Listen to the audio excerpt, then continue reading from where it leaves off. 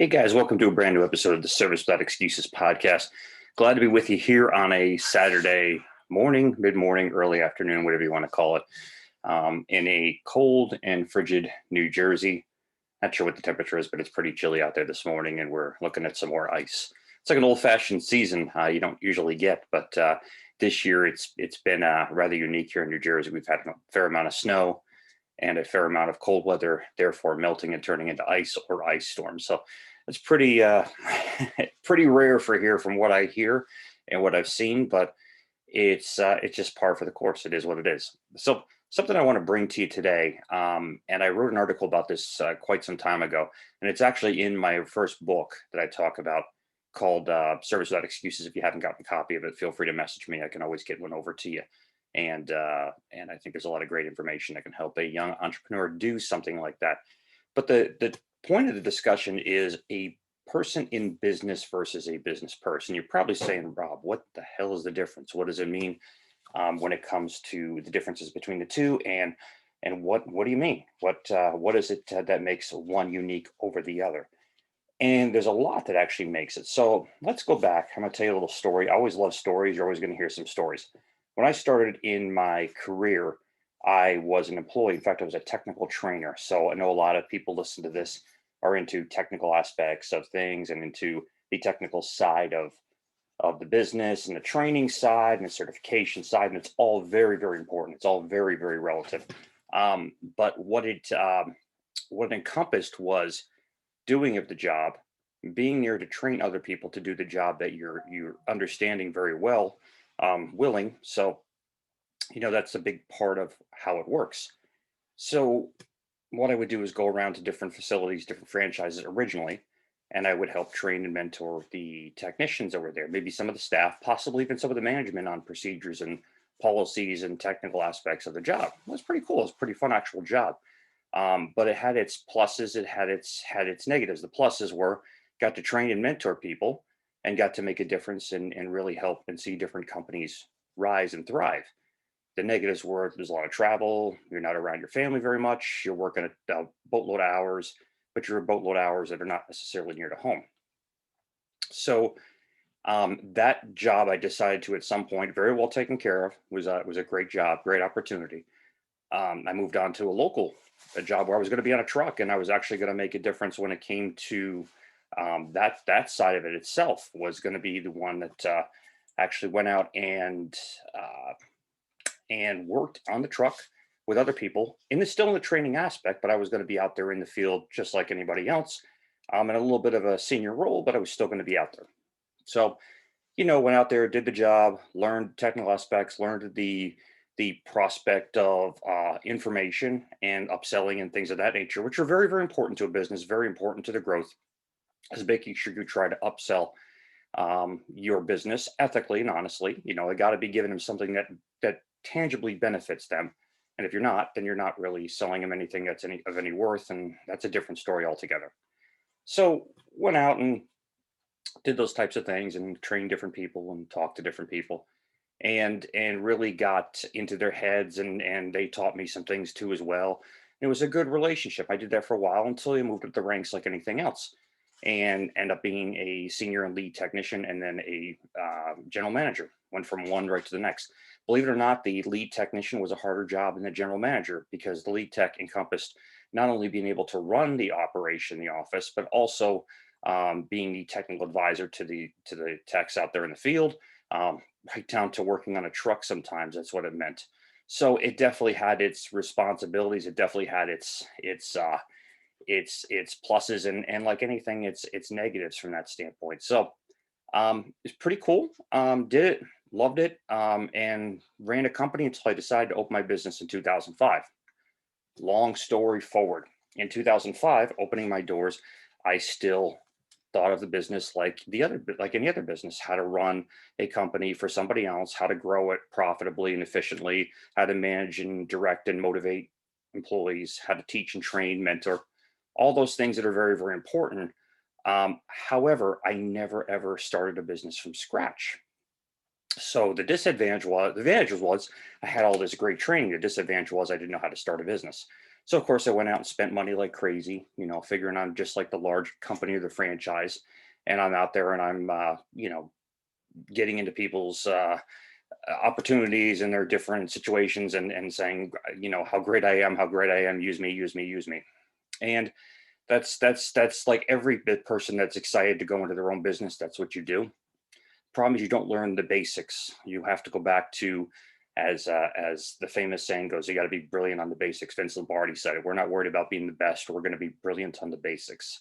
And I had to go back to that. And I had people in my life like a mentor, Steve Tobier, you'll hear me talk about him from time to time. Hopefully, at some point I'm going to try to get him on here. He's a busy guy, and that really helped mold me in the owning of a business and how to do that, because Steve had the opposite approach. Steve had just opened his own business with his brother at one point in time, but Steve had opened his own business. I'm not sure if Steve was ever really employed by somebody else. So he came at this from a completely different perspective. But the perspective that he taught me was, Rob, you have a big bunch of gifts, a big bunch of things you don't know. You don't know. Running a business efficiently and operationally correct, and looking at the big picture and looking at how to run an operation, run a business, is something most people that I talk to, most people that I work with, don't have. They don't have that ability to do that. They never had that kind of training. They just opened their doors and thought what it was.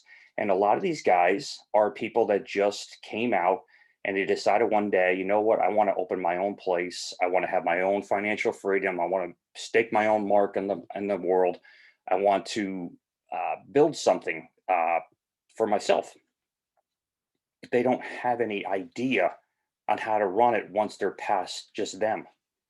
They don't have any idea how to run a company.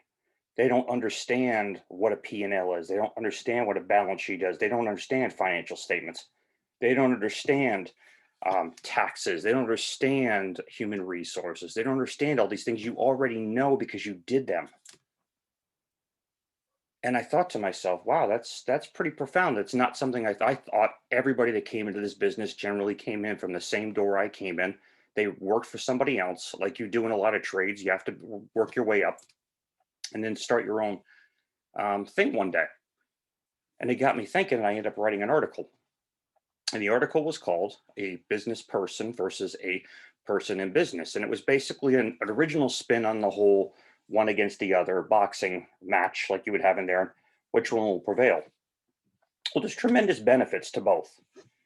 One of the benefits to being a person of business is that complete and utter euphoria, almost, because you're going to open your own doors. You're going to do your own thing. You're not going to have to listen to anybody else telling you what to do. You're not going to have to come up with your own policies and procedures that are in place with the management or the ownership of the company. Hell, you could just open your doors and say, I'm open, and do whatever you want. But what then? What do you do at that point? What's going to make the biggest impact on your growth once you've done that? The person that has run a business looks at it from a completely different way. They look at it from, I need a certain amount of capital, because without capital and cash, I won't be able to stay open. Adequate resources, adequate equipment, a plan, usually a 1 to 3 year to 5 year plan in the first place, on where they're going to do it, how often they're going to do it. Could the plan change, and how much is it going to change?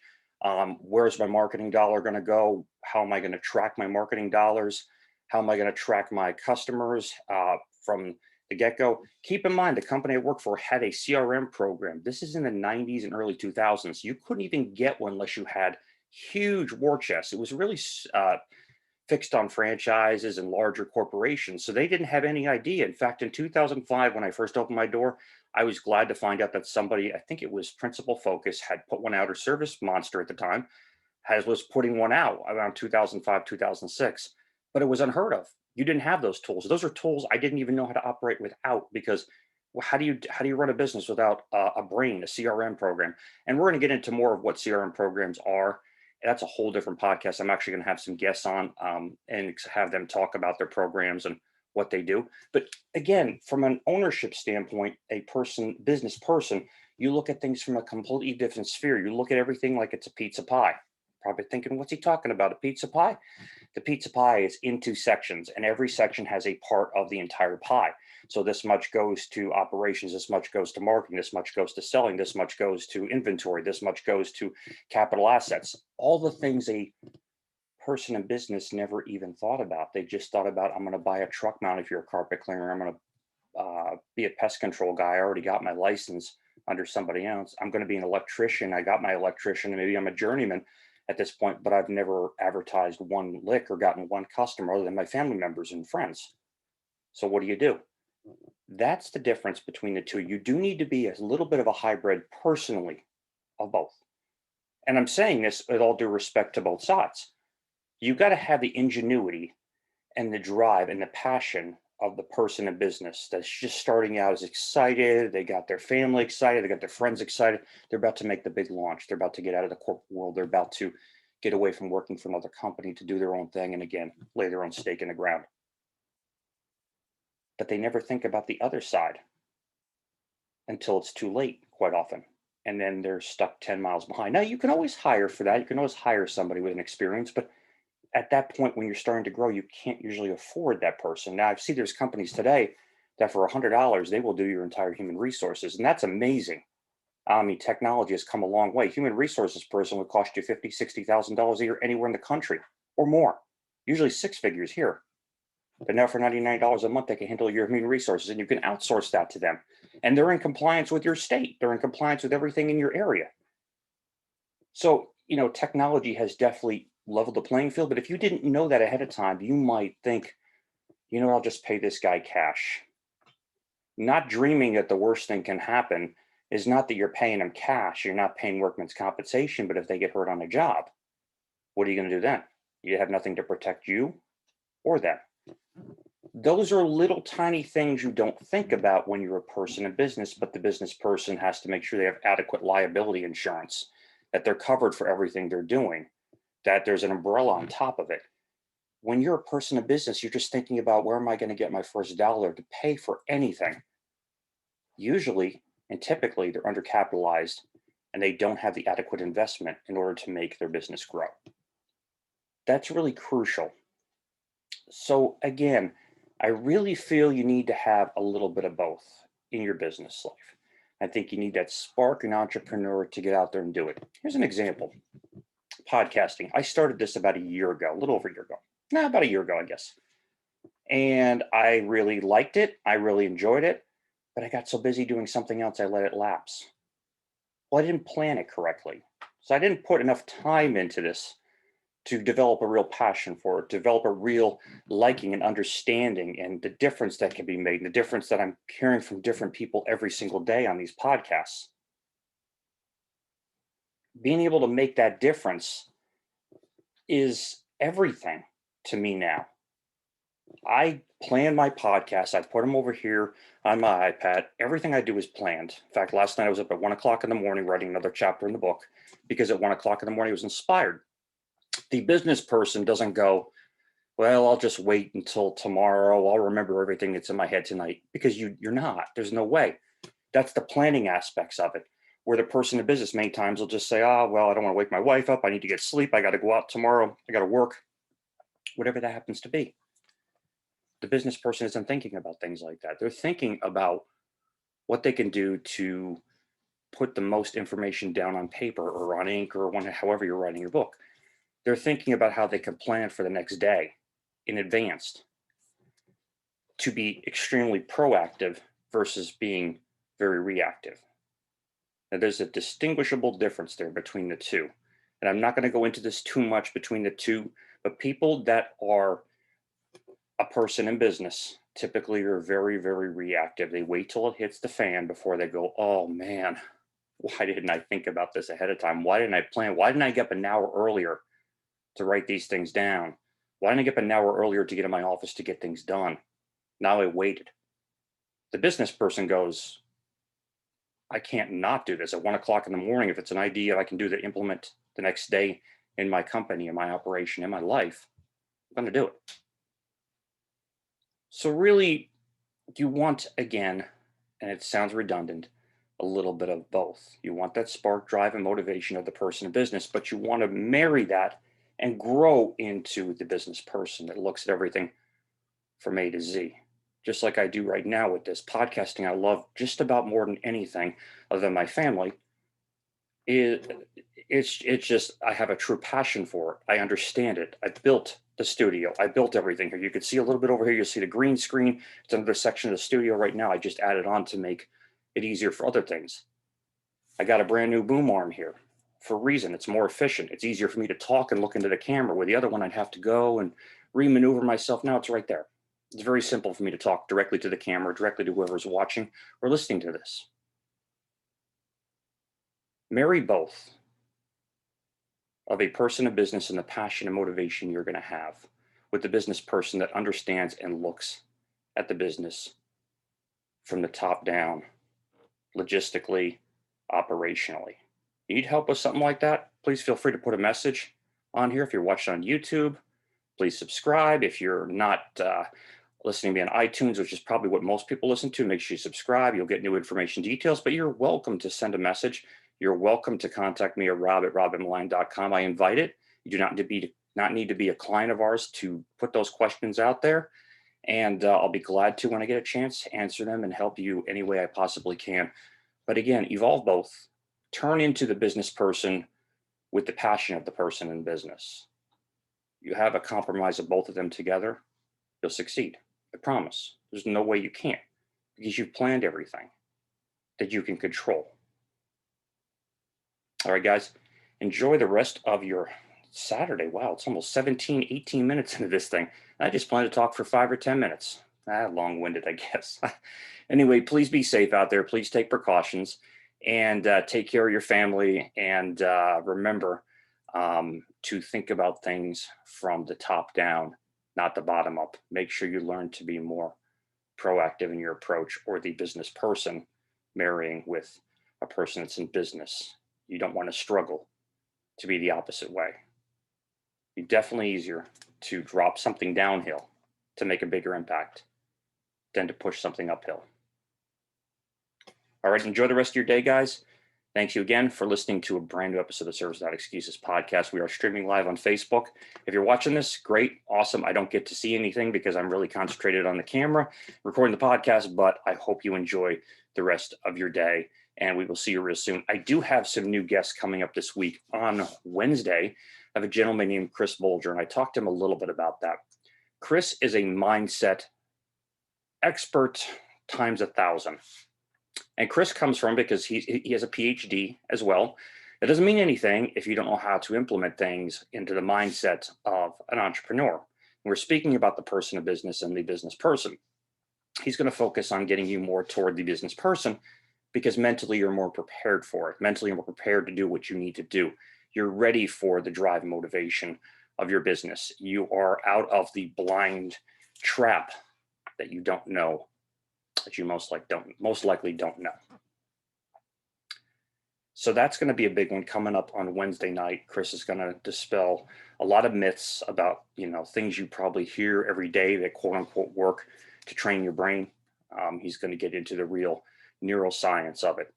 So he is a true expert, again, not just somebody that, I can give you personal advice on how to treat something. He can get into the scientific side. So that's not something you're going to want to miss. That's going to come out Wednesday evening. Thursday, I have a friend of mine, Ben Surdy. Ben runs Pure Clean, Pure Dry, out of Seattle, Washington, just outside of it, I think. And they're one of the largest companies in that region. Family owned, started from scratch with his father, and Ben really built this thing up. It's a very much WWE or the old WWF wrestling story, where you start from small and you grow something bigger.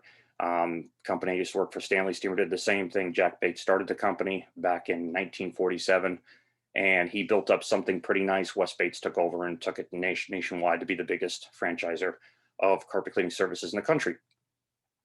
And Ben is a true definition of that type of success. He runs a multi-truck and multi-million-dollar a year operation, and he's going to come to you with a bunch of information on everything from leadership to things you probably had no idea about in the growth of a business. So join us this week, Chris Bolger on Wednesday. Thursday, it's going to be Ben Surdy.